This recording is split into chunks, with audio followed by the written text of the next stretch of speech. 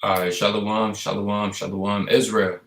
First and foremost, I want to give a call hello to Yahweh by Shema Mashiach Marak Yahushua. Yahweh is the name of the Heavenly Father, which the world calls God. And Yahushua is the name of his only begotten Son, who the world inwardly calls Jesus Christ. First and foremost, I want to give a strong shalom to all the mighty men. They're going out there, their labor. They're presenting their bodies as a living sacrifice. They're doing all they can to wake up the lost sheep by the house of Israel. They're enduring the elements, the 103 weathers, the freezing below codes, and everything that's trying to hinder the work of the Most High. Shalom, shalom. I want to give another strong shalom to Almighty Aqua, right? The sisters that are at home, but they're reverencing their husbands. They're being teachers of good things, tender, delicate, and on fire for the Most High God. Shalom, shalom. Last but not least, want to give another strong shalom to all the mighty teenagers and children in the truth, doing all they can to make their calling and election sure in these last days, right? And the topic of this cold cut today is God hates all hypocrites, sanctimony, Pharisaism, plus more. All right, God hates all hypocrites, sanctimony, Pharisaism, plus more. Because as you're reading the Gospels leading up to the time of the Passover, right? You're reading through the Gospels, Mark, Luke, Matthew, John.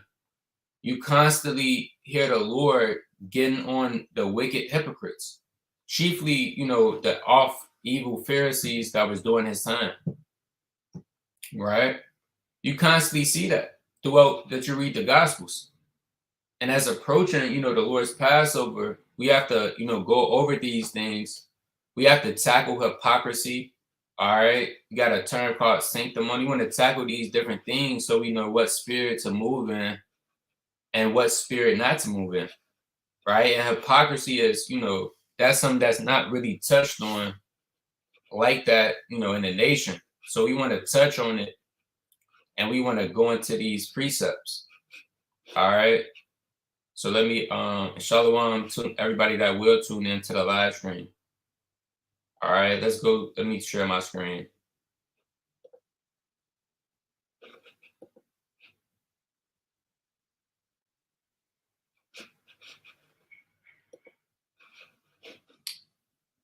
All right, let's go to the book of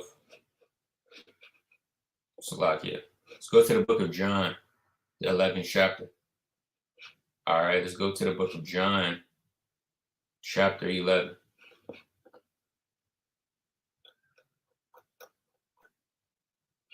Right, this is the book of John, chapter 11, and verse number 55. And it reads, "And the Jews' Passover was nigh at hand, and many went out of the country up to Jerusalem before the Passover to purify themselves." All right. So, hey, guess what? The Passover is nigh at hand. All right. About 6 weeks away. And, we have to purify ourselves. Now, again, when you read, as you should be reading the Gospels leading up to the time of the Passover, again, you constantly read about Yahushua getting on the wicked Pharisees for the hypocrisy. Right. And hypocrisy is a big thing, that goes on in the world. Right. It goes on with this truth that needs to be, tackled and addressed so we could not move or operate in that spirit, man. All right. So we could not operate in that spirit. You have Christians. Hey, I seen this one Christian on Instagram. They was going into hypocrisy. They was breaking it down through the precepts. They was, getting into it. And I was like, wow, that's a person that's in Christianity. All right. How much more for us, that's in this truth? That's why it says God hates all, because the Lord is not dealing with hypocrisy, man. As many times as the Lord said, ye hypocrites, right, in the book of Matthew, the 15th chapter. And you have Matthew, the 23rd chapter, is a whole chapter where Christ is getting on the hypocrites, the Pharisees, chiefly. So again, we want to dive into this and tackle it through the precepts. All right. So let's get the definition of a hypocrite. Because, you got a lot of brothers and sisters coming into the truth. They might not know what a hypocrite is. They may have never heard of sanctimony. All right. They may have never heard of Pharisaism. All right. They don't know what hypocrisy is.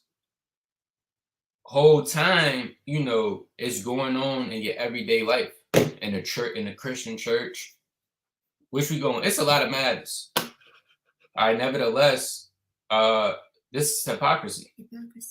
Right? It says the practice of claiming to have moral standards or belief to which one's own behavior does not conform. Pretense. All right. Simple definition of a hypocrite: a person who claims or pretends to have certain beliefs about what is right, but who behaves in a way that disgraces with those beliefs. So a hypocrite is basically somebody that claims to believe in something, claim to have certain standards, claim to abide by something, but they themselves disagree with those beliefs and doing contrary. For example, like the Muslims. All right, you got Muslims, they saying, hey, you can't eat pork. All right. They saying you can't eat pork. You got to live a holy way. Well, you got Muslims, hey, they selling drugs to their own people. You got Muslims that's still eating pork. The Christians, they proclaim themselves to be holy. Yet, themselves, they're going to the clubs on Saturdays and Friday nights. Then they show up in the Christian church like they're all holy. Right? You've seen those people. The church lady, and you'll be surprised. Hey, the pastors, man. I remember growing up, man. Hey, the pastors, right there, the deacons, the head bishop of the church. They'll be seeming so godly, but whole time they themselves is into wickedness and evilness. All right. So that's what hypocrisy is. You have similar synonyms. Sanctimoniousness, sanctimony, pietism, piousness, false virtue, humbug, pretense, empty talk, insincerity. That's a good synonym. Meaning they're not sincere. Falseness. You got people that's telling somebody to do something. Yeah, you got to stop smoking. Then they go outside, they light up a cigarette themselves.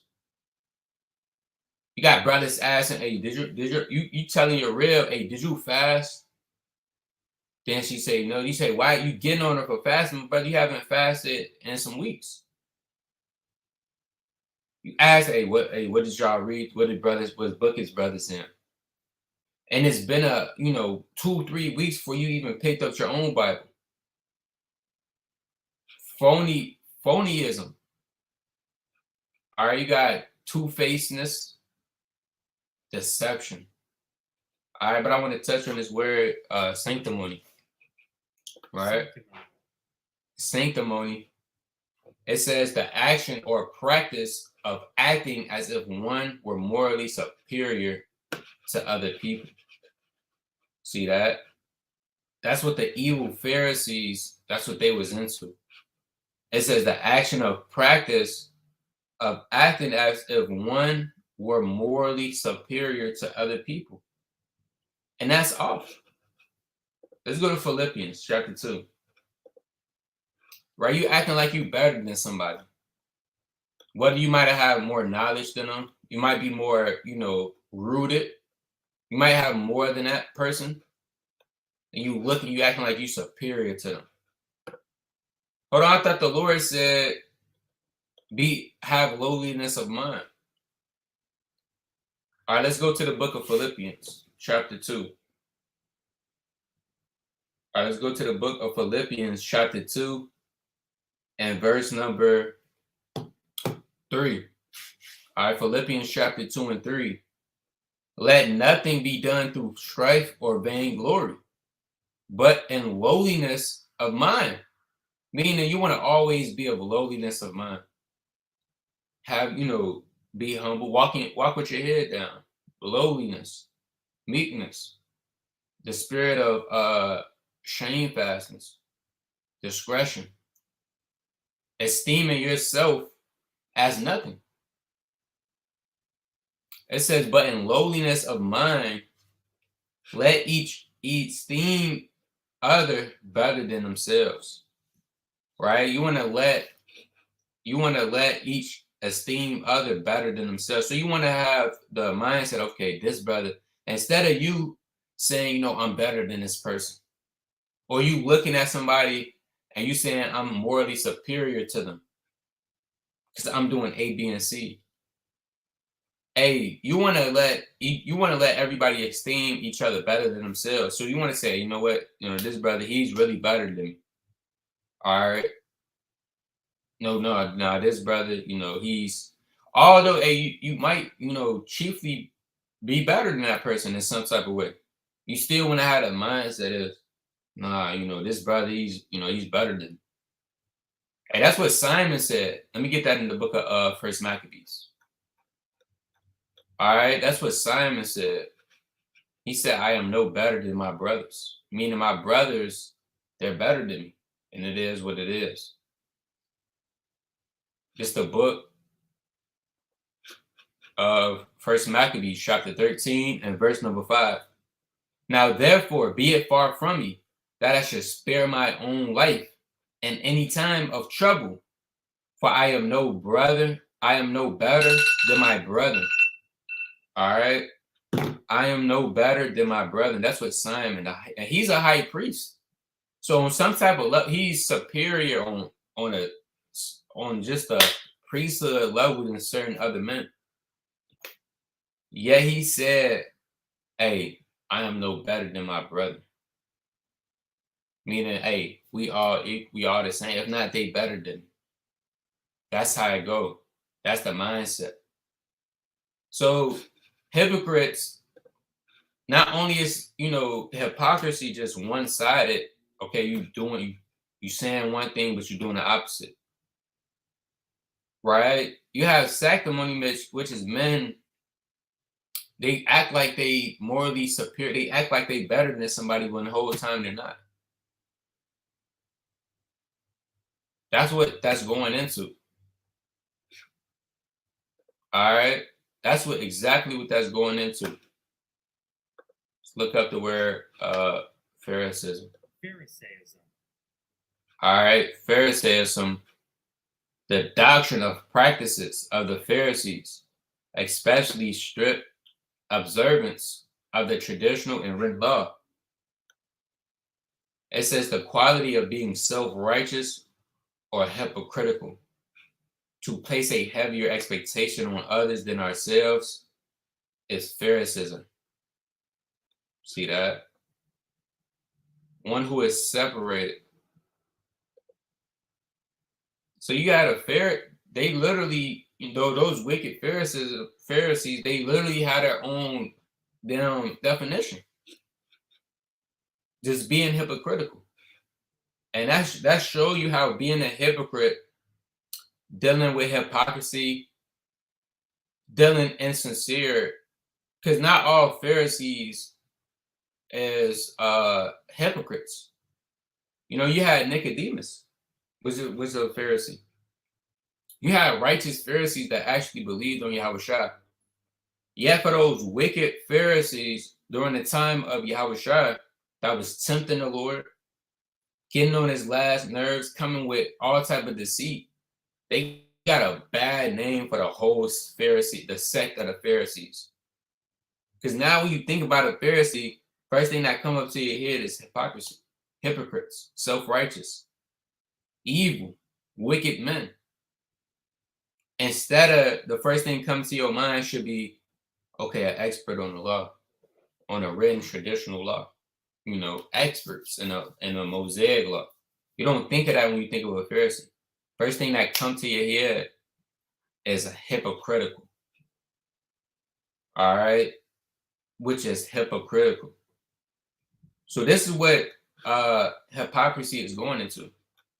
And in all forms, we ourselves, everybody participate in hypocrisy. except for Yahusha. Right? It's point of time, we all used to do things that was hypocritical, whether that was in the world, all right, when you first came into the truth. Hey, brothers still do it in the truth. Nevertheless, we don't want to operate and move in the spirit. All right, let's go to the book of First Peter. Let's go to the book of First Peter, chapter 2, and verse number 1. All right. First Peter, chapter 2, and verse number 1. And it reads, "Wherefore, laying aside all malice and all guile and hypocrisies and envyings and all evil speakings, as newborn babes desire the sincere milk of the word, that ye may grow thereby." So the only way you're gonna grow in the word, you have to put aside malice, guile, envies, evil speakings. Most important, you got to put away hypocrisies. All right. Again, you can't judge somebody, can't be judging somebody, condemning them for something. Whole time you doing the exact same thing, you condemning them for. You acting, you live in as they say, a double life. You might have a family over there on this side of the town. All right. Then on this side of town, you're in the streets. All right. You a pimp. That's, backwards. That's two-faced, as they say, double-sided. You telling your children to do something, yeah, y'all got to follow the laws, the commandments. The whole time, you playing video games all day. Or you're not moving as a righteous man of the Lord. You have sisters, right? They show up to the feast days. They act like they in the spirit. They appear righteous, have their dress with their fringes on, hair wraps. But whole time at home, they're evil for the hypocrisies. They disrespect their husbands. All right. They're not teaching it. They're not guiding the households. They being a nigger woman. That's why the Lord, let's go to Matthew chapter 7. All right. One of my favorite chapters, Matthew chapter 7. Right. Let's go to Matthew chapter 7 and verse number 1. And it reads, it says, "Judge not, that ye be not judged. For with what judgment ye judge, ye shall be judged. And with what measure ye meet, it shall be measured to you again." Now, this is not saying, you got people coming here saying, yeah, you see that? You can't judge me at all. You can't get on me for not keeping the laws and commandments. No, that's not what it's saying. All right, the Lord said in Matthew, 7, John 7 and 24, right? Judge a righteous judgment. Judge not according to the appearance, but judge a righteous judgment. All right. Salakia, 1 second.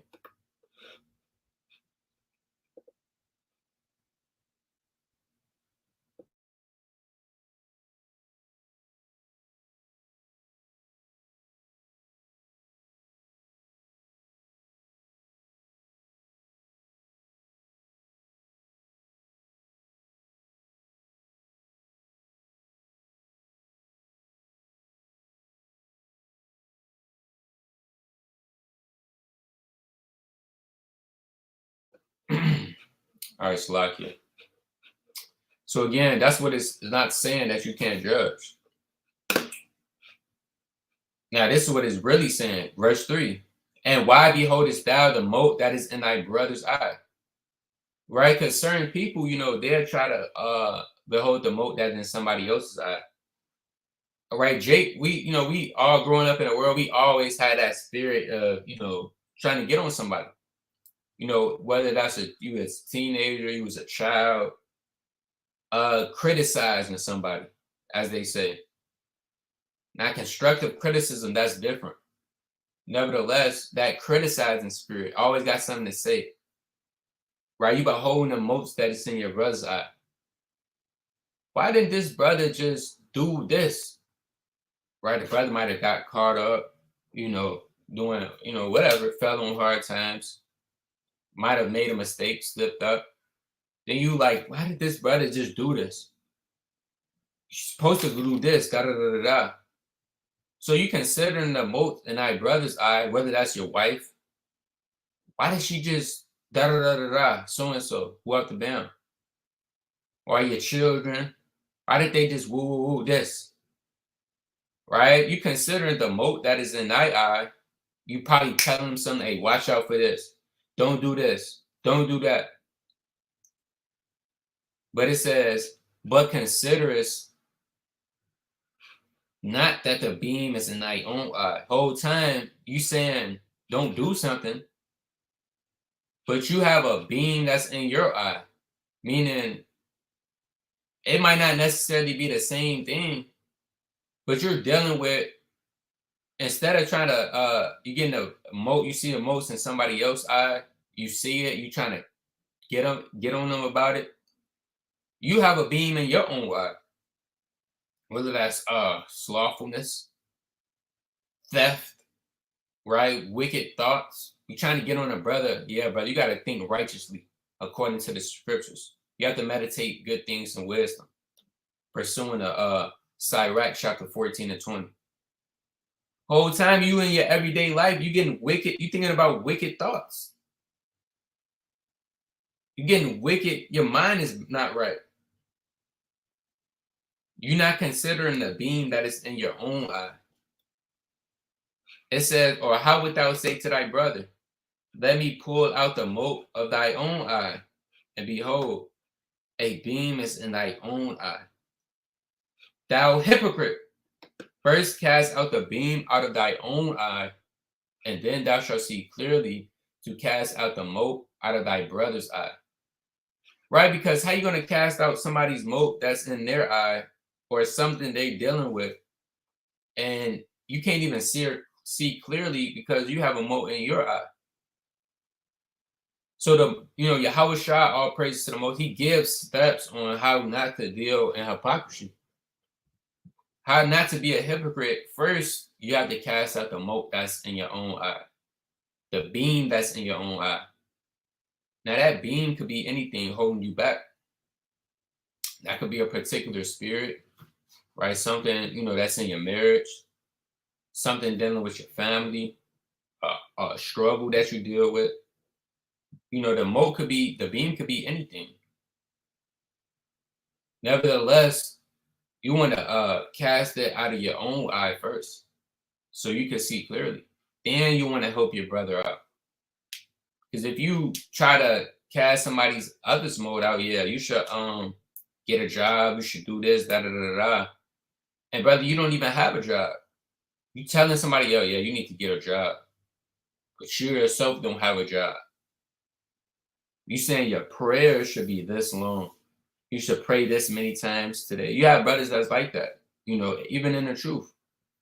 You have brothers, they look mighty, they go to count, right?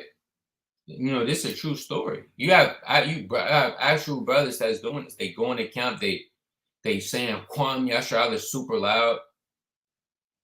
All right, they got their fringes on. They always talking about the precepts, but when they go home, they fall into demons and all type of wicked spirits. But yet they appear righteous.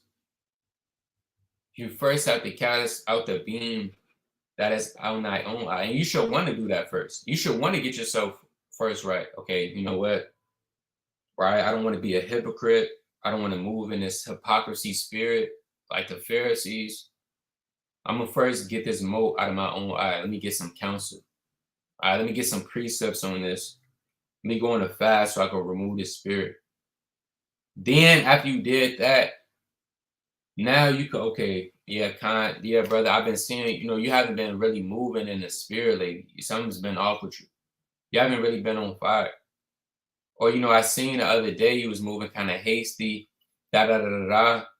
Again, right? You first have to cast out the mote that is in thy own eye first. All right. Let's go to the book of James, chapter 1.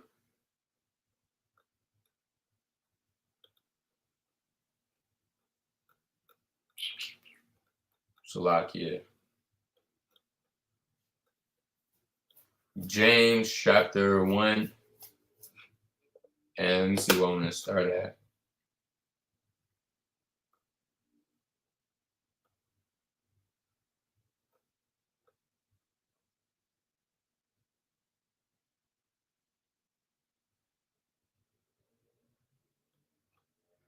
Might be James chapter 3.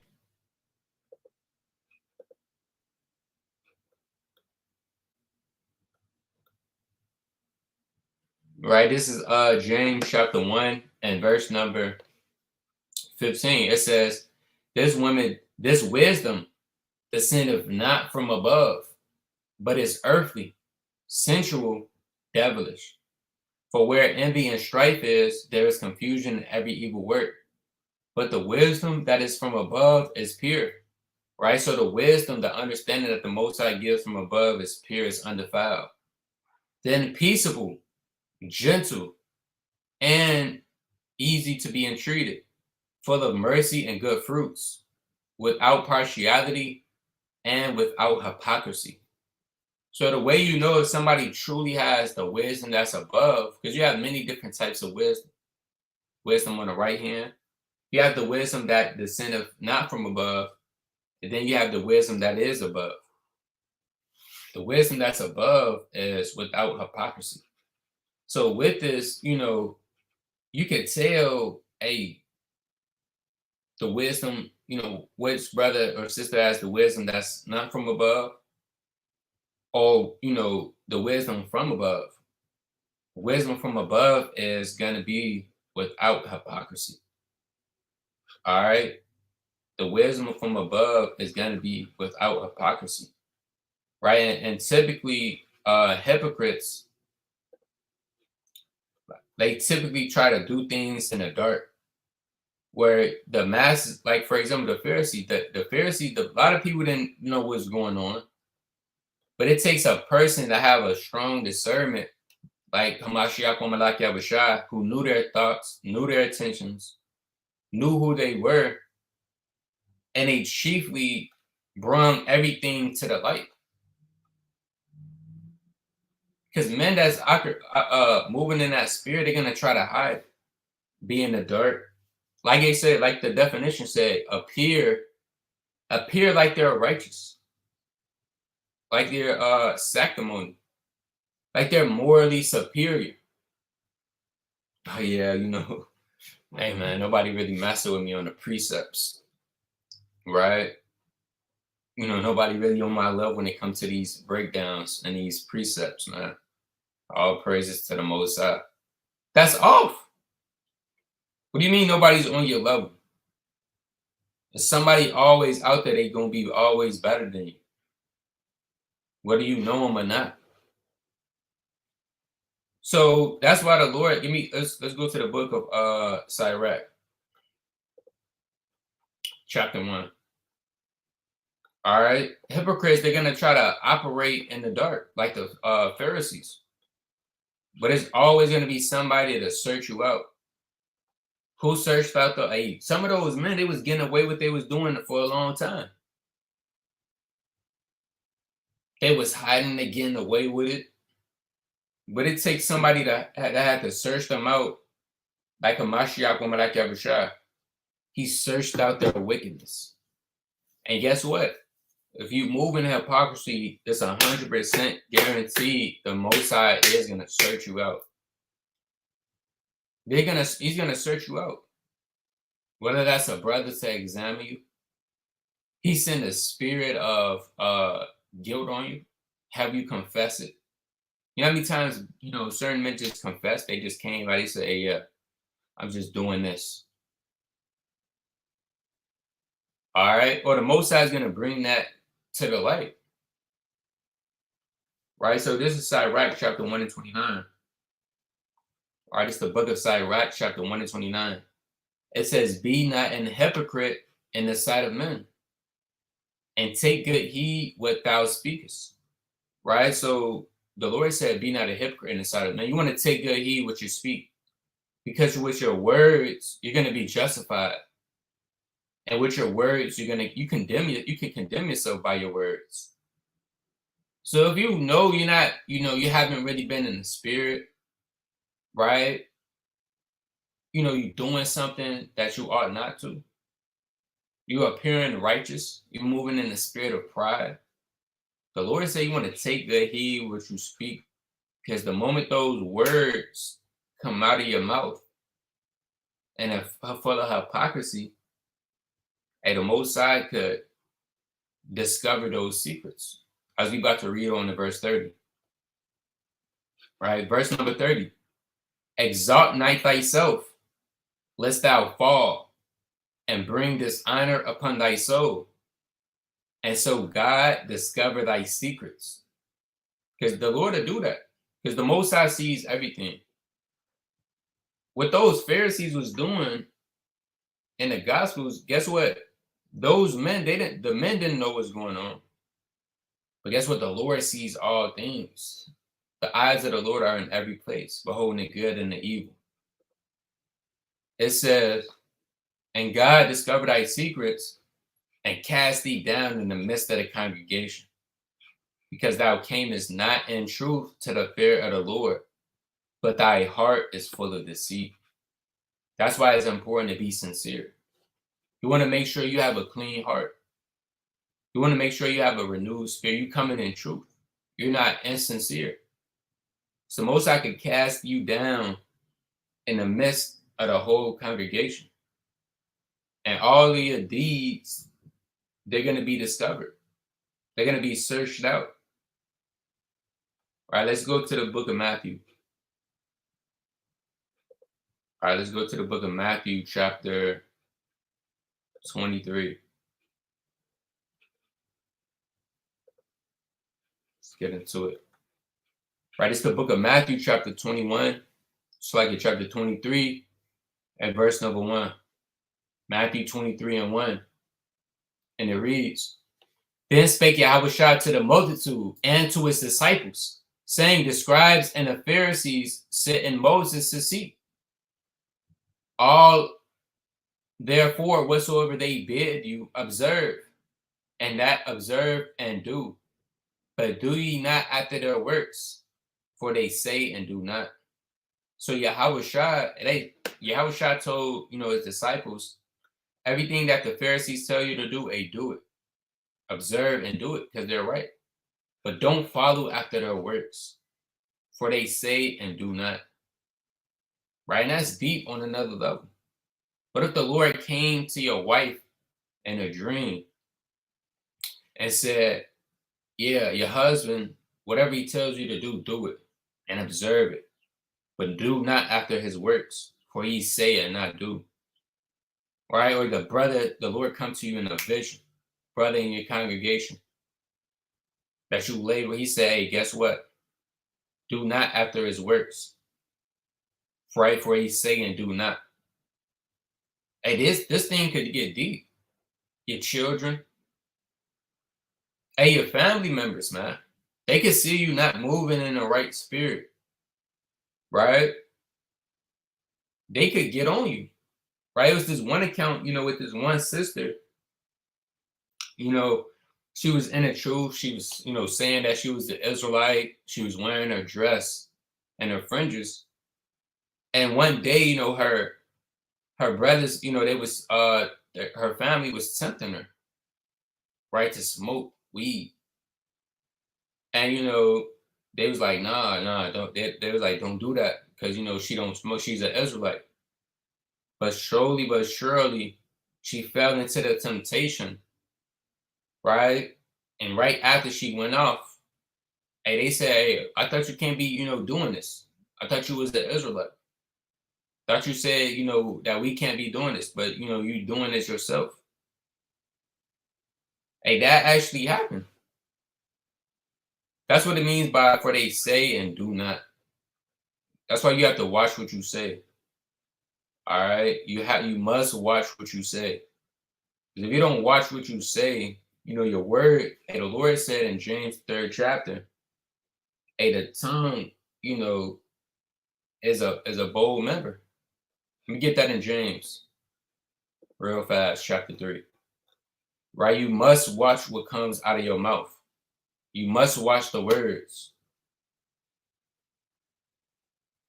Right, it's the book of James, chapter 3, and verse number 5.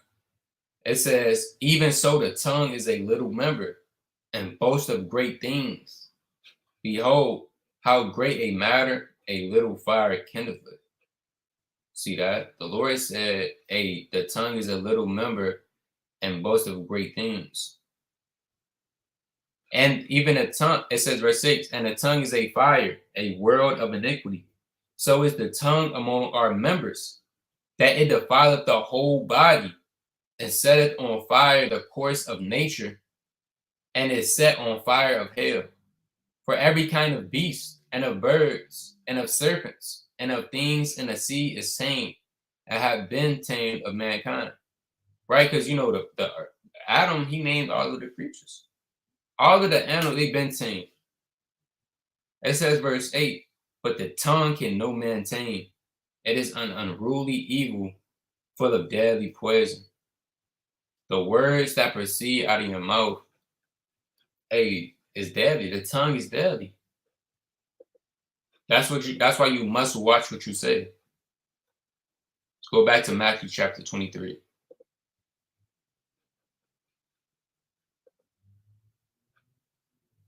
Right, Matthew chapter 23 and 4.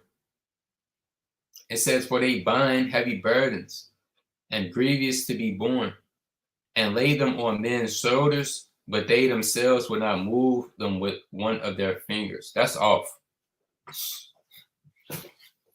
That's evil, man.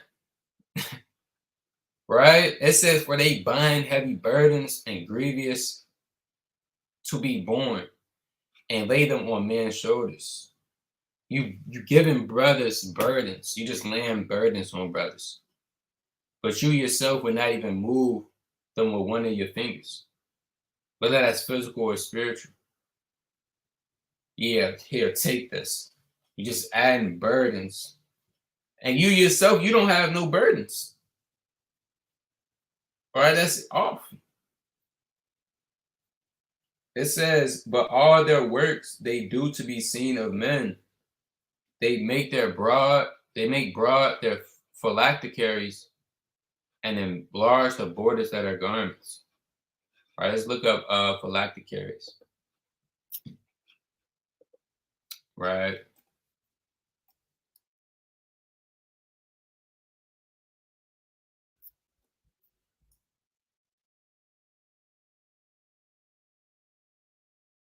Right, so a phylactery is a small leather box containing Hebrew text on vellum, worn by Jewish men at morning prayer as a reminder to keep the law. So a phylactery is basically, a small box contained with prayers in it, Hebrew writings. All right, things that men in the ancient world used to wear with scrolls in them. See, that says the Pharisaism.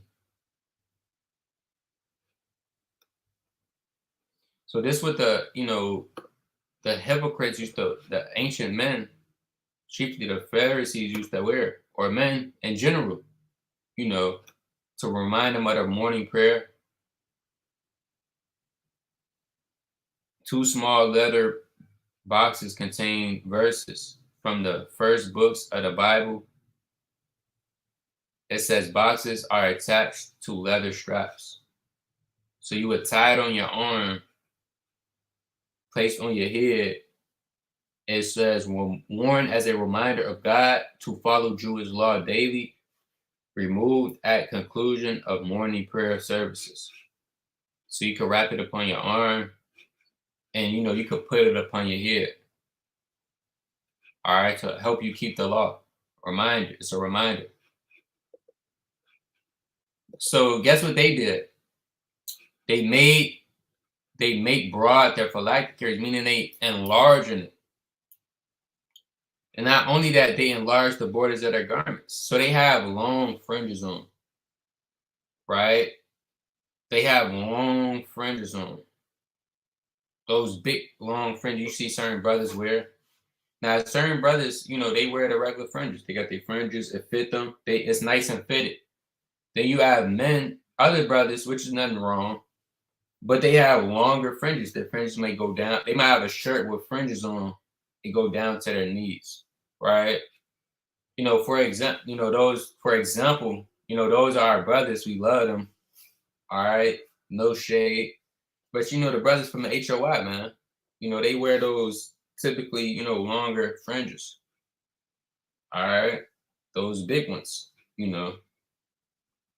Nevertheless, you had the Pharisees that was doing that on purpose to be deemed more, oh, wow, his fringes are longer.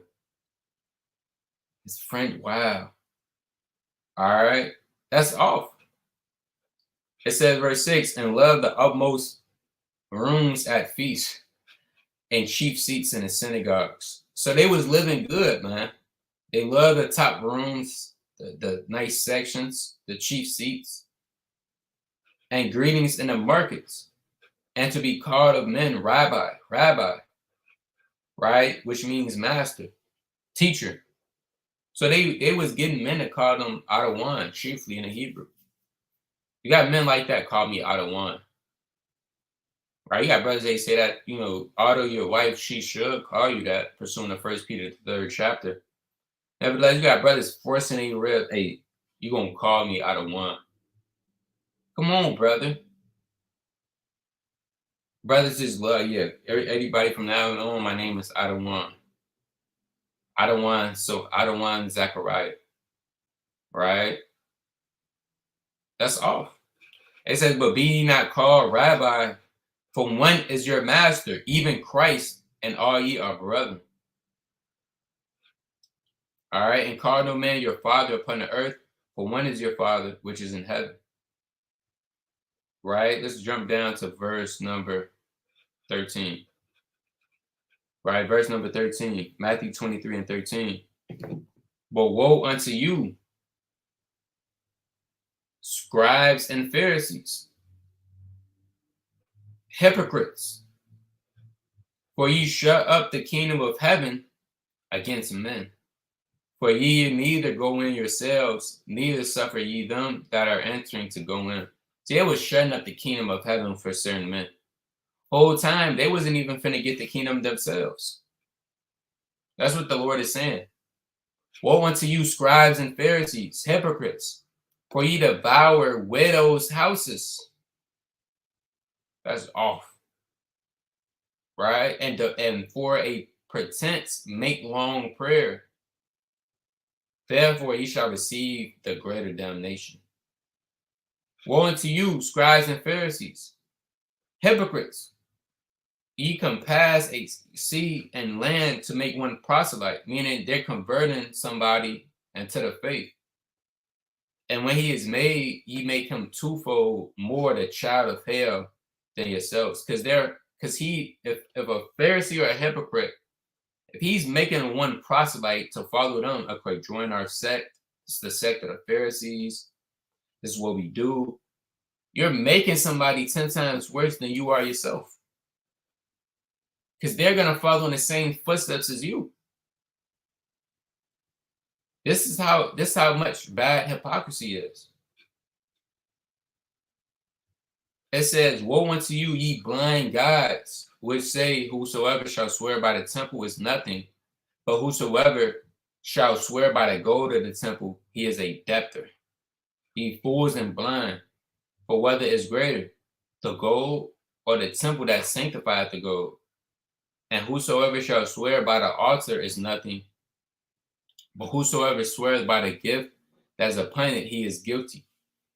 Ye fools and blind, for whether is greater, the gift or the altar that sanctifieth the gift? Meaning, what's better? The gift which this man is bringing, or the altar the altar that's sanctifying the gift? Does it even matter?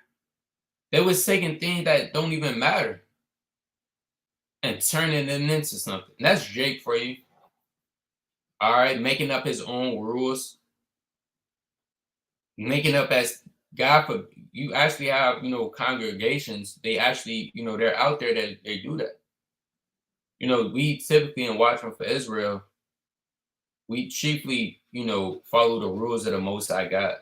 We might have certain, different ordinances and righteousness, but you have different congregations. They're actually making up rules as they go. It's one man gotta come to everybody gotta come to this one man. All right. If you don't do anything he's telling you to do, then you're off. That's these things are going on in the nation. It says, and by all things, verse 21, and whoso swear by the temple sweareth by it, and by him that dwelleth therein. And he that shall swear by heaven sweareth by the throne of God, and by him that sitteth thereon. Woe unto you, scribes and Pharisees, hypocrites! For ye pay tithe of mint and anise, and coming, and have omitted the weightier matters of the law, judgment, mercy, and faith.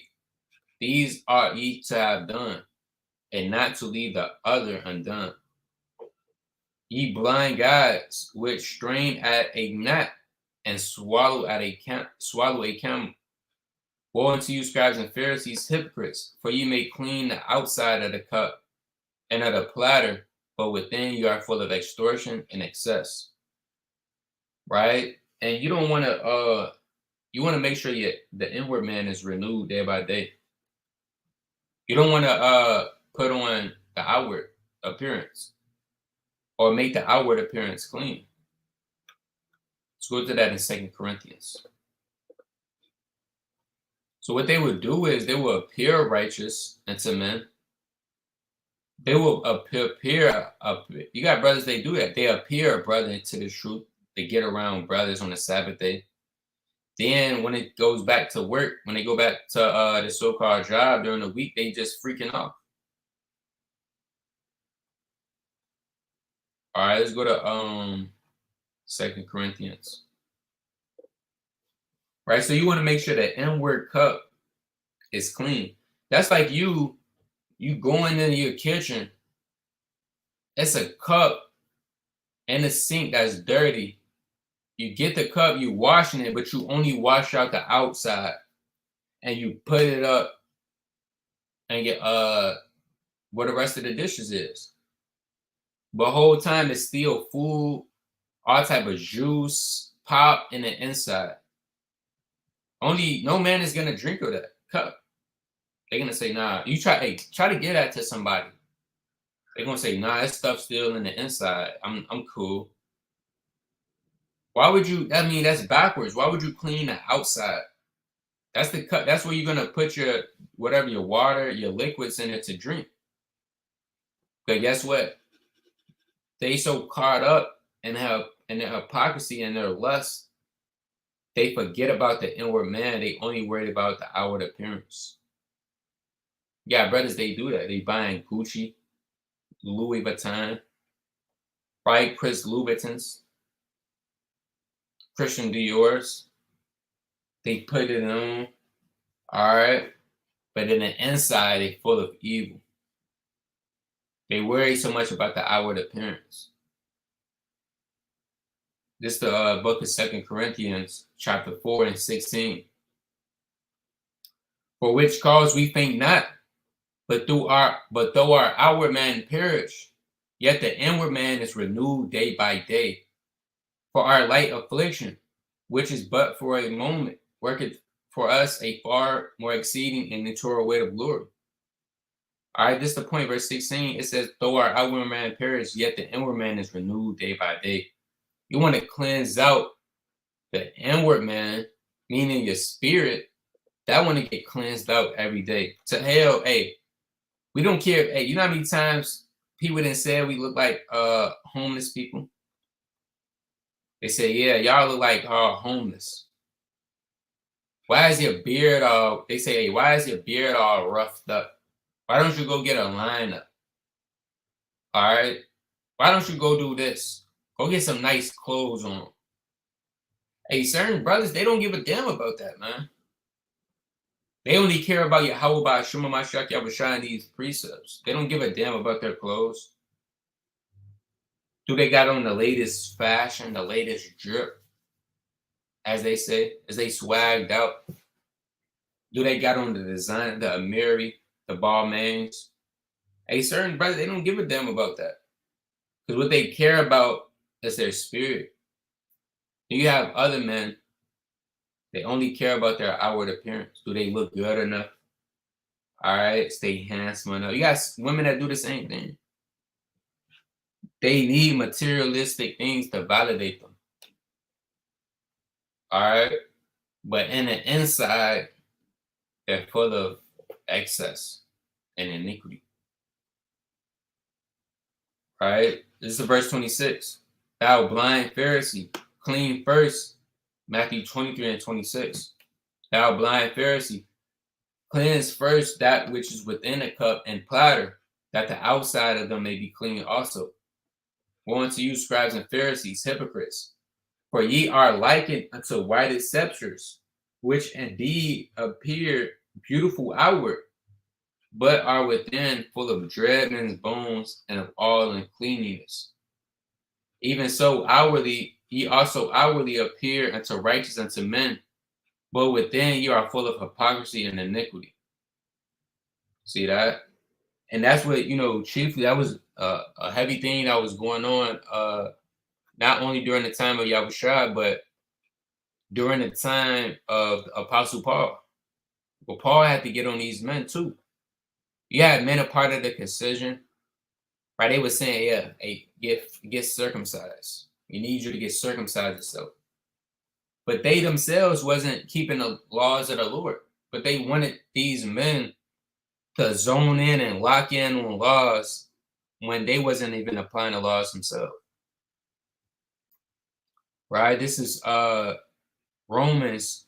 And hypocrisy, it's levels to this. All right. It's levels to this because the way hypocrisy really, that spirit really tries to creep in is when you obtain a certain level. All right. Whether you might have increased your knowledge, right? You might have increased your understanding in the truth. All right. Hey, in the world, you might have been somebody, been a man of stature, renown, had some things going on. Right, you might have received a lot of money, got your finances up. That's when that spirit is gonna try to really creep in, because it's not, the Lord is not, Satan is not gonna attack a man with hypocrisy that just don't know what's going on. So he's gonna try to get the man that's up here. That's why the Lord said, "The greater thou art, the more humble lift thyself, and that shall obtain favor before the Lord." In Sirach chapter 3 and 17. So this is Romans chapter 2 and 1. Therefore, thou art inexcusable, O man, whosoever thou art that judgest. For wherein thou judgest another, thou condemnest thyself. Right? Slakia, 1 second.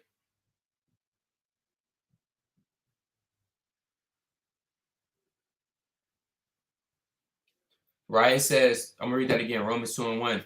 Therefore, thou art inexcusable, O man, whosoever thou art that judgest. For when thou judgest another, thou condemnest thyself. For thou that judgest doing the same things. Right? So if you're a judge, right, you might be, a brother, you might be leading over a congregation.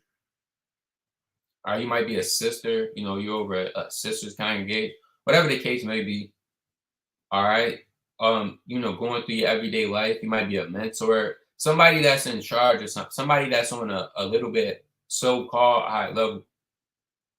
Right? You have judges, in the Supreme Court, somebody, authority. Esau, for example. The reason why Esau is the biggest hypocrite, because he's up here. If Esau was down here, it wouldn't really, hit the same for him being a hypocrite if he was on the bottom. But since he has so much power and authority in this world, he could be able to tell somebody to do things just like he always does, and he's condemning himself. Then the so-called white man says, oh, it's supposed to be justice for all. But guess what? America wasn't founded on justice. It's not justice for everybody. Where's the justice for Trayvon Martin? All right. Where's that Zimmerman guy at? Where's the justice for Rodney King? He only likes justice when it benefits him. Right? He's saying, hey, we a nation, we believe, hey, they swear by the Bible and the so-called court. Right? They say in God we trust, but they keep no laws of the Most High. They don't keep the land Sabbath. They say you could be a homosexual. They say you could be a pedophile. They say you could just sin and do as thou wilt. Esau, he's a hypocrite. You don't want to be likened to the so-called white man. It says, for when thou judgest, thou condemnest thyself, for thou that judgest do the same thing. You're doing the same things that you're judging people for. You're doing the same thing that you're getting on your rib about. You're doing the same things that you're getting on your children about. You're doing the same things that you're getting on another sister about. It says, verse 2, but we are sure that the judgment of God is according to the truth against them which commit such things. And thinkest thou this, O man, that judgest them which do such things, and doest the same, that thou shalt escape the judgment of God? And people that, move in that spirit on a deeper level, they don't really have a true connection with the Most High. Because if you had a true connection, you wouldn't give a damn about what man thinks. You will only be doing certain things for the Lord. You wouldn't be doing things to seem righteous unto men. All right. It says, and do you think you're going to escape the judgment of God just because you're judging them which do such things? No. It says, for despises thou the riches of his goodliness, and forbearance and long suffering, not knowing that the goodness of God leadeth thee to repentance. Right? But after thy hardness and impudent heart treasures up unto thyself wrath against the day of wrath and revelation of the righteous judgment of God. Right? Let me get a quick precept. Let's go to 2nd Ezra, chapter 4. So what Paul, the apostle, was saying, basically, those men that was judging, judging those men, they was doing the same thing that they was judging about, and how they're not going to escape the judgment of the Most High, even though they think to escape the judgment. Let's go to 2nd Ezra 4 and verse number 20. Right, it's the book of 2nd Ezra, chapter 4 and verse 20. Then answered he me and said, thou hast given a right judgment. Right? And anytime anybody could give judgment, you don't necessarily have to be somebody to give judgment.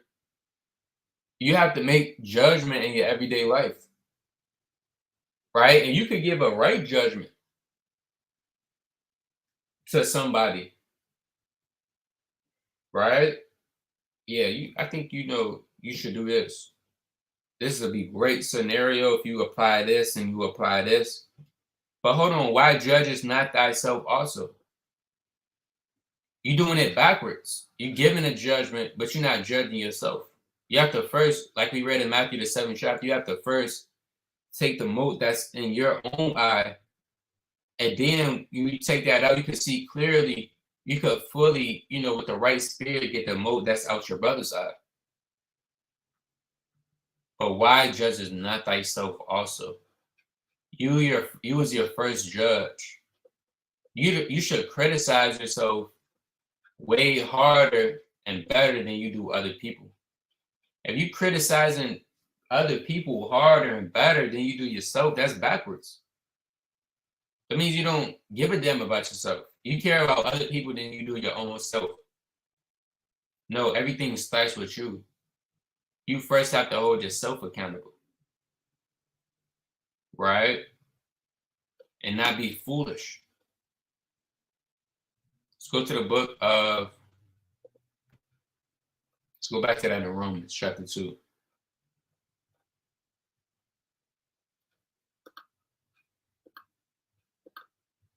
Right? Let's go back to that in Romans chapter 2 and verse number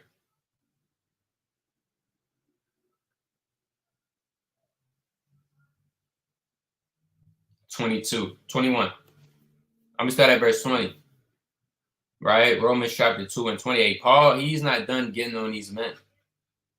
Verse 20, it says, an instructor of the foolish, a teacher of babes, which has the form of knowledge and of the truth in the law.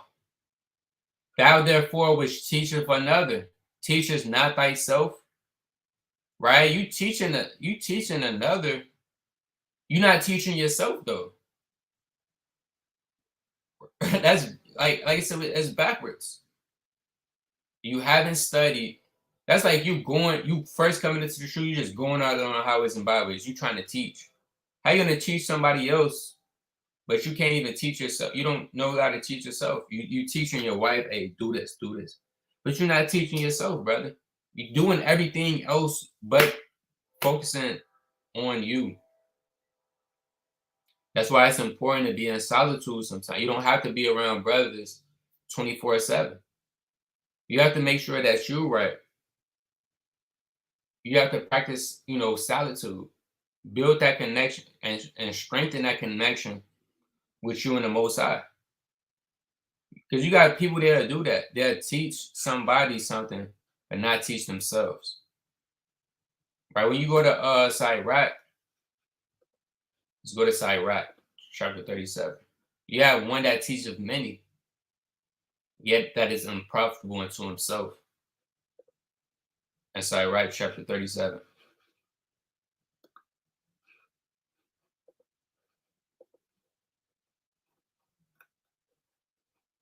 Let's go to that in the book of Sirach, chapter 37 and 19.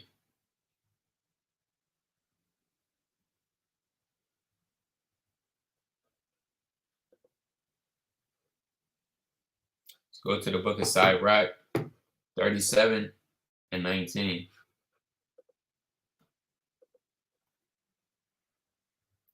Right, it's the book of Sirach, 37 and 19. It says, there is one that is wise and teacheth many, yet is unprofitable to himself. What does this mean? Right, I was looking at this the other day. Right, let me see if I can pull this up. In a different translation, it was pretty mean. All right, one that meaning it's a man. He gives great wisdom, advice. They have those people in the world. They mentors, tutors. They help people. Therapists. They give great advice. Yet they don't follow their own advice that they're given. All right, that's what it's talking about. Sirach 37 and 19. And the GNT, it says someone may have the ability to teach, right? Just like we read in Romans, right? Thou that teaches another, teaches not thyself also. So it's actual levels to hypocrisy, right? It's not necessarily, all the time thinking you're morally superior to somebody, right? You telling somebody to do something, you're not, doing it. Those are definitely, components of it, but also applying the precepts, applying things to yourself first. Someone might have the ability to teach, but still not be of much use to himself. Some people may be clever enough to teach many, but yet be useless to themselves. Some people can give excellent advice to others, but show no wisdom in their own lives. That's deep, right? You could give excellent wisdom, counsel, advice, but when it comes to you applying that same counsel, they can't apply it. They're fools. They're foolish. They're unwise. Because wisdom, let me get that in Sirach chapter 19. Wisdom, yeah, wisdom is the fear of the Lord. Wisdom is the depart from evil. Wisdom is the different things. But wisdom is also the performance of the law. It's a difference. All right, it's a difference between wisdom, knowledge, understanding. Right, Lord, when we can do a cold cut on that. Nevertheless, it's a difference between all three. It's not the same, although it might be synonymous. Because wisdom is actually the performance of the law. So wisdom is knowledge is you knowing. You know what to do. You have the knowledge, the understanding, meaning you could comprehend and understand what you know. And wisdom is performing or doing what you know. So you have a lot of people, they have knowledge. Look at the professors. All right, the top professors of this world at Harvard, right? Men with their doctor's degree in certain fields. They have the knowledge. They might have understanding, but they don't have wisdom. They don't have the performance of what they know. Right? So this is the book of Sirach, chapter 19, and verse number 20. It says, the fear of the Lord is all wisdom, and in all wisdom is the performance of the law, and the knowledge of its omnipotency. So wisdom is the performance. Wisdom is when you actually do these laws and commandments, when you do what the Bible tells you to. So that's what that's going into. Let's go back to Romans. Let's go back to the book of Romans, chapter 2.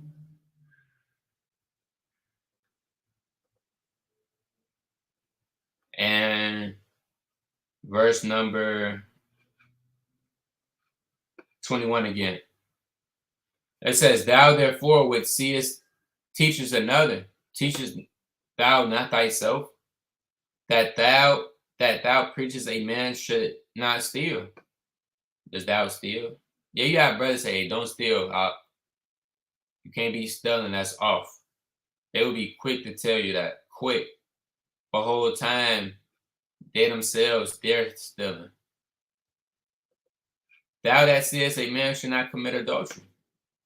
Does thou commit adultery? We hear this a lot. You hear brothers say, hey, adultery is off. You cannot commit adultery. You can't sleep with another man's wife.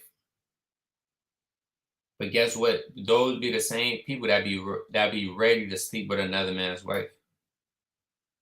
Ready to commit adultery. It says, thou that abhorrest idols, does thou commit sacrilege? Right? You saying, yeah, we hate idols. We hate Allah. We hate these different things. But you doing those things that you say you hate. Right? Yeah, brothers saying, yeah, we got to keep the Sabbath day. The whole time they freak off on the Sabbath. You have sisters say, yeah, we should be righteous and virtuous and submissive. Yet they nigger women. Yeah, brothers say, yeah, we shouldn't lust after our woman in our heart. But they freaking off. Right? You see people say, yeah, we shouldn't, people say a lot of things. We shouldn't smoke. We shouldn't get drunk. We shouldn't watch pornography. We shouldn't steal. We shouldn't murder. We shouldn't do all these things. But they themselves is doing the complete things that they saying not to do. Whether that's behind closed doors when no one is watching. even though the Most High is watching all things, right? Whether they doing it just by one person, by one witness, right? This is what Paul said, verse 23. Thou that makest thy boast of the law, through breaking the law, dishonors thou God. For the name of God is blasphemy among the Gentiles through you, as it is written. Hey, that's deep because the word, the name of the Most High could be blasphemed among the Gentiles, all because of you. Because you around people in this world, they know what a hypocrite is, and they know that if you saying yeah you an Israelite, you wearing your fringes, but you into all type of madness of all type of wickedness, they could see that hypocrisy spirit, and the Lord could put the spirit on them to get on you. Right, verse 25 it says, "For circumcision very profitable, if thou keep the law, but if thou will be a breaker of the law, thy circumcision is made uncircumcised."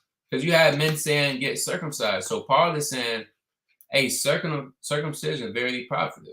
It does if you keep all the laws. But if you break in one law, guess what? Your circumcision is made uncircumcision, because that's just another law. Therefore, if the uncircumcision keep the righteousness of the law, shall not his uncircumcision be counted for circumcision?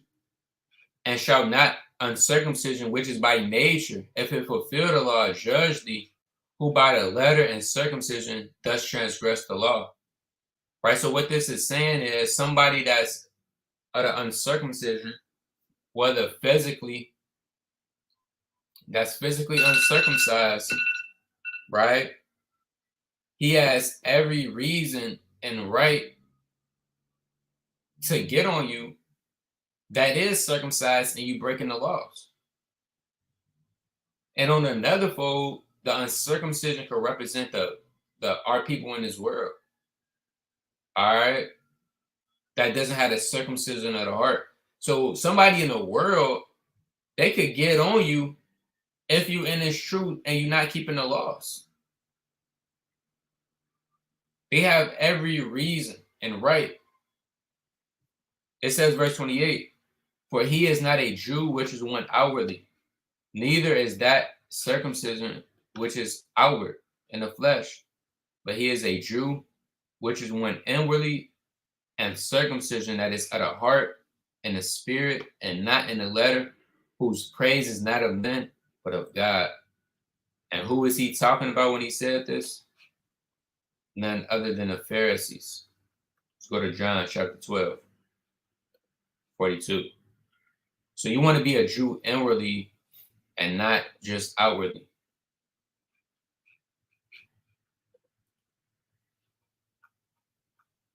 Right, it's the book of John, chapter 4, and verse, it's like in John chapter 12 and 42.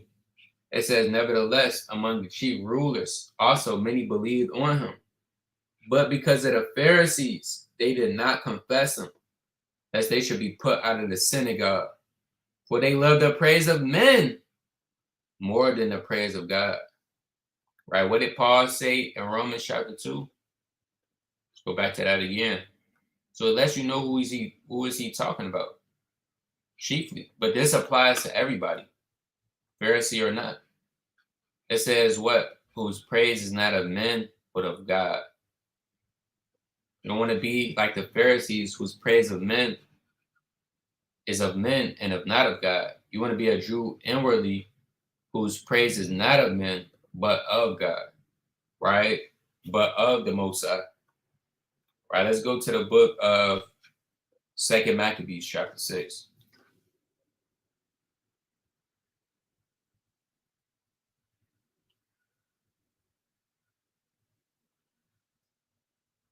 All right, let's go to 2 Maccabees,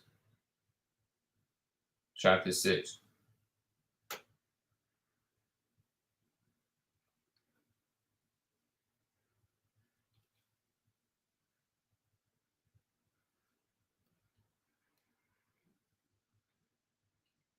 Right, let's go to 2 Maccabees, chapter 6, and verse number 18. All right, 2 Maccabees 6 and 18.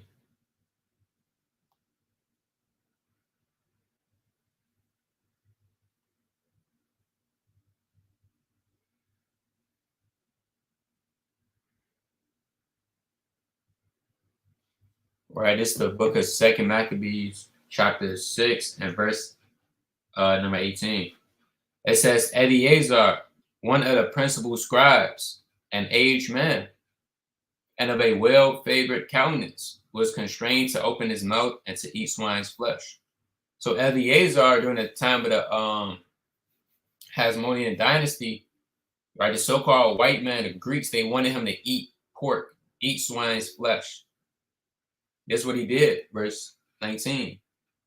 But he, choosing rather to die gloriously than to live stained with such an abomination, spit it forth and came of his own accord to the torment.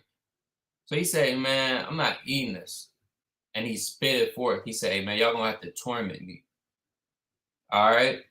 As it behooved them to come that are resolute to stand out against such things as are not lawful for one of life to be tasted. But they that had charge of that wicked feast, for the old acquaintance they had with the man, taking him aside, besought him to bring flesh of his own provision, such as was lawful for him to use, and make it as if he did eat of the flesh taken from the sacrilege commanded by the king. Right? That in so doing he might be delivered from death, and for the old friendship with them find favor. Right? So what happened is, hey, they set him aside. They said, you know what? Just make it seem like you're eating pork, but you could just use this beef. Right? You could really, because we know you can't really break the law. So use this beef, right? But make it seem as if, you know, you can eat pork. Make it seem like you're eating pork. This was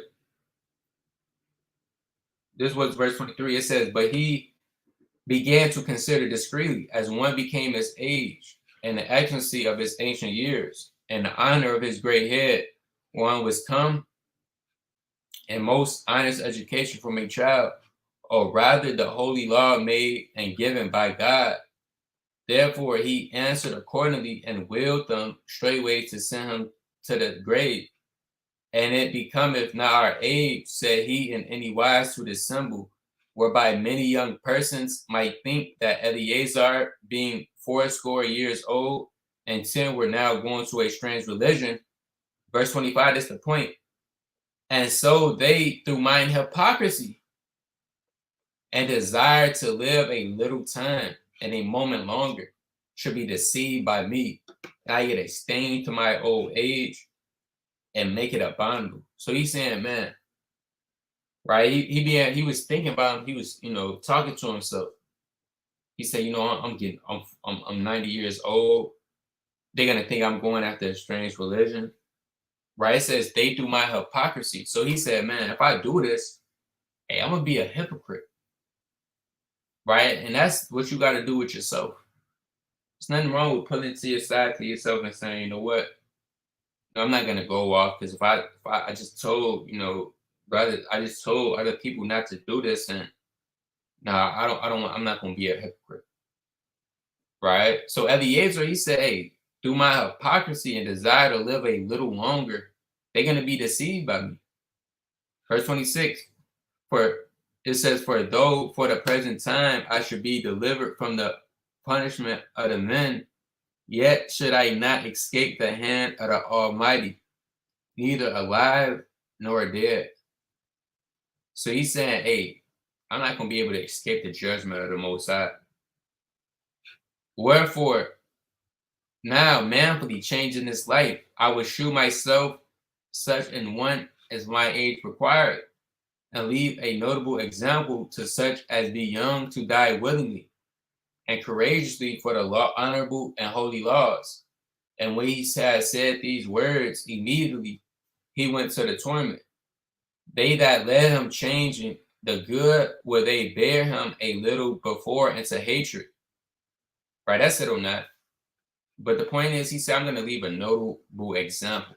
He said, I'm not going to be a hypocrite, but I'm going to leave a righteous example. So Eleazar, he could have been a hypocrite, but guess what? He wasn't a hypocrite.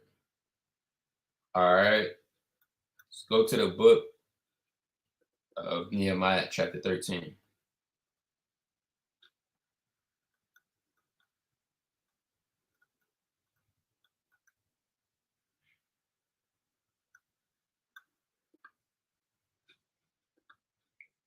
Let's go to Nehemiah chapter 13 and verse number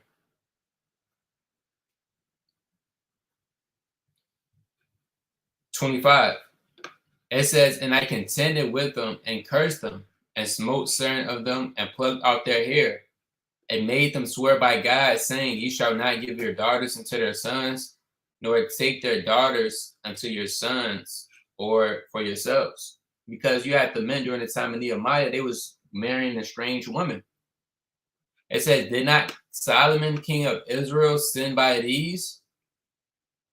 Yet among many nations was there no king like him, who is beloved of his God, and God made him king over all Israel.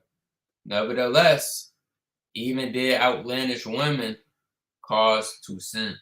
Even him did outlandish women cause to sin. So King Solomon, which was the wise man of all time, even guess what? Outlandish women caused him to sin. Now we're not charging King Solomon for hypocrisy. Nevertheless, through our observation of the precepts, right? And that lets you know how you can have a lot of wisdom and still not perform the wisdom that you uttered. Because King Solomon, he was wise. He knew about a lot of things. As you read his books, it's a lot of wisdom contained in there. Let's go to Sirach 47 and 20.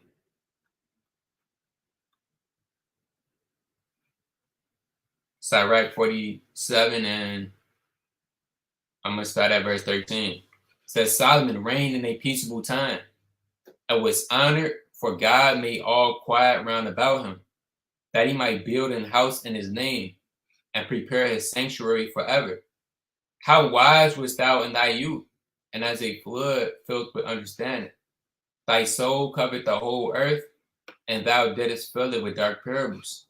Thy name went far into the islands, and for thy peace thou wast beloved.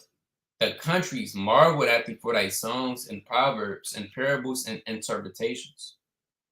Right? So Solomon, he covered the whole earth with dark parables. That's a lot of parables. "By the name of the Lord God, which is called the Lord God of Israel, thou didst gather gold as tin, and didst multiply silver as lead. Thou didst bow thy loins unto women, and by thy body thou was brought into subjection. Thou didst stain thy honor and pollute thy seed, so that thou broughtest wrath upon thy children, and was grieved for thy folly." So King Solomon, although he had all of these wise parables, right? King Solomon is the one who said, what's better than death is the woman whose hearts is snares and nets. All right, the sinner shall be, whoso pleads with God shall escape from her, but the sinner shall be taken into her snares. And Ecclesiastes 7 and 20 on down. He's the one that said that.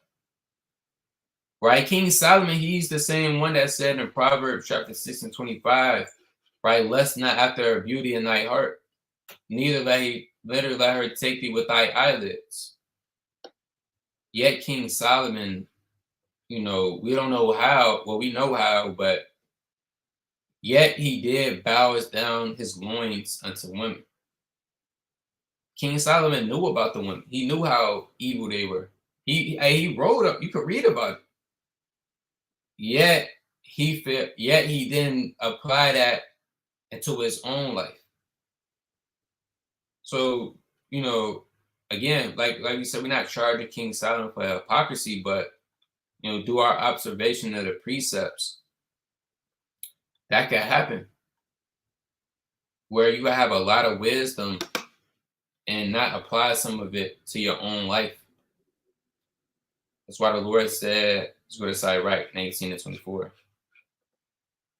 It's good. That's why you have to apply these laws and commandments.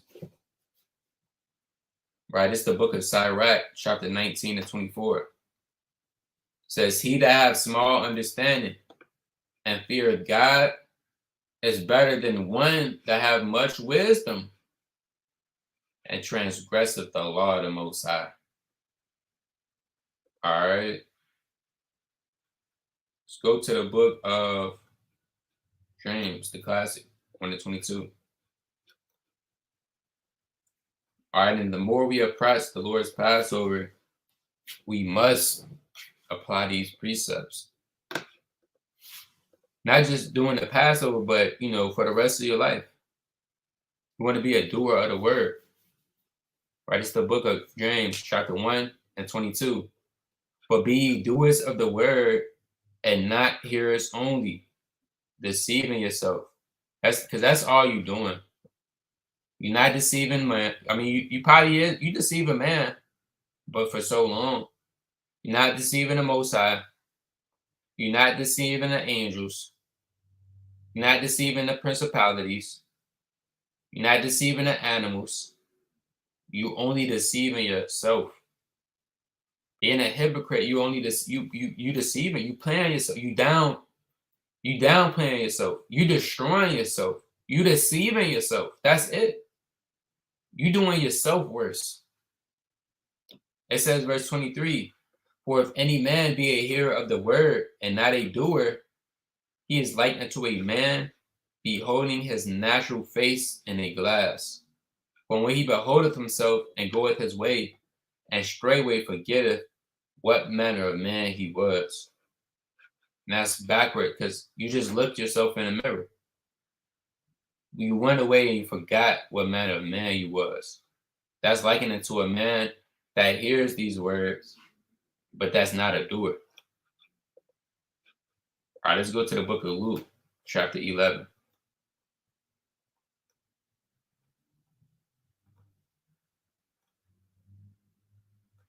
Right, Luke chapter 11.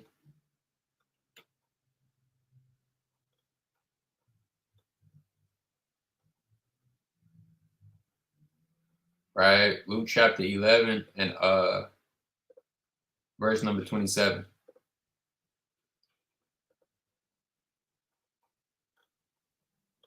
Right, it's the book of Luke chapter 11 and 27. It says, and it came to pass, as he spake these things, a certain woman of the company lifted up her voice and said unto him, blessed is the womb that bare thee, and the paps which thou hast sucked. So this woman, she was basically trying to, praise Mary. She said, blessed is the womb that bare thee, and the paps which thou hast sucked. This is what Yahushua said unto her. He said, yea, rather, blessed are they that hear the word of God and keep it. That was his rebuttal. He could have said anything else. He said, nah, yea, rather, blessed are they that hear the word of God and keep it. And you're blessed when you hear the words and you keep it, because you're obtaining this knowledge and you're performing it. You're using wisdom. And it's beautiful in the eyes of the Most High. And you're going to wax stronger and stronger. And you're going to get closer and closer to him. Let's go to the book of Luke, chapter 6 and verse 46. Right, let's go to the book of Luke, chapter 6 and verse number 46. And it reads, and why call ye me Lord, Lord, and do not the things which I say? So the Lord, Yahushua is saying, hey, what are you calling me Lord, the Lord for? And you doing none of the things which I say. So if you name in the name of Yahushua, you have to be doing the things which he said. Because we're submitted unto the Lord. He's our head. We have to be subject and submissive unto our head. All right, let's go to Job chapter 15. Let's go to Job 13 first.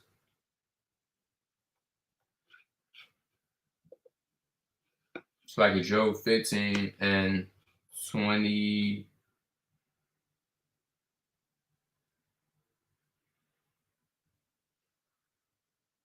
Right, Job 15 and 34. Right, Job 15 and 34 says, "For the congregation of hypocrites shall be desolate, and fire shall consume the tabernacles of bribery." So in the last days, at the Most High, he's going to destroy all hypocrites. Right, and a hypocrite is not going to stand before the Lord. This is Job 13 and 16. It reads, "He shall also be my salvation, for an hypocrite shall not come before him." So a hypocrite is not going to stand before the Most High. It's not going to stand before. Hey, you read Matthew, Yahushua says Matthew the 7th chapter, and you're not going to stand before Yahushua. Right? This is Matthew chapter 7 and 21. "Not everyone that said unto me, Lord, Lord, shall enter into the kingdom of heaven, but he that doeth the will of my Father which is in heaven. Many will say to me in that day," meaning you're going to have brothers and sisters saying to the Lord in that day, when all hell break loose, "The kingdom of heaven is at hand." They're going to say, "Lord, Lord, have we not prophesied in thy name? And in thy name cast out devils? And in thy name done many wonderful works?" That's modern day. Hey, Lord, haven't we gave alms? Right? Haven't we, taught on the highways and byways? Haven't we standed in a freezer below codes, the 100-degree weathers? Haven't we taught many people, prophesied in thy name, cast out devils? Didn't we keep the Feast of Tabernacles? Keep the feast days, the high holy days? Didn't we read, study? Verse 23. That's what Yahushua gonna say. "And then will I profess unto them, I never knew you. Depart from me, ye that work iniquity." Well, you might say, well, hold on. Why would the Lord say that, if they prophesied in his name and cast out devils and done, wonderful works? Well, guess what? Yeah, those men and women did that, but the Lord is going to say, "I never knew you. Get the hell away from me, ye that work iniquity," because they wasn't applying that into their own lives. They was being a hypocrite. They wasn't doing the will of the Father. They was living two lives. Verse 24, "Therefore, whosoever heareth these sayings of mine and doeth them, I will liken him unto a wise man, which built his house upon a rock, and the rain descended, and the floods came, and the winds blew, and beat upon that house, and it fell not, for it was founded upon a rock. And every one that heareth these sayings of mine, and doeth them not, shall be likened unto a foolish man, which built his house upon the sand, and the rain descended, and the floods came, and the winds blew, and beat upon that house, and it fell, and great was the fall of it." So you want to be like a man that doeth these words. You're going to be like a man that built his house upon a rock, which is Yahushua. But if you build your house upon the sand, that house is going to fall. Because you heard the sayings, but you didn't apply them. All right. So with that, we giving all honor and glory to the Most High Yahweh by Shema Mashiach Komadak Yahushua. Right, Lord willing, this video was edifying. Continue to read, pray, fast, study. Most importantly, beseech the Heavenly Father for his mercy. With that, I'm going to say shalom.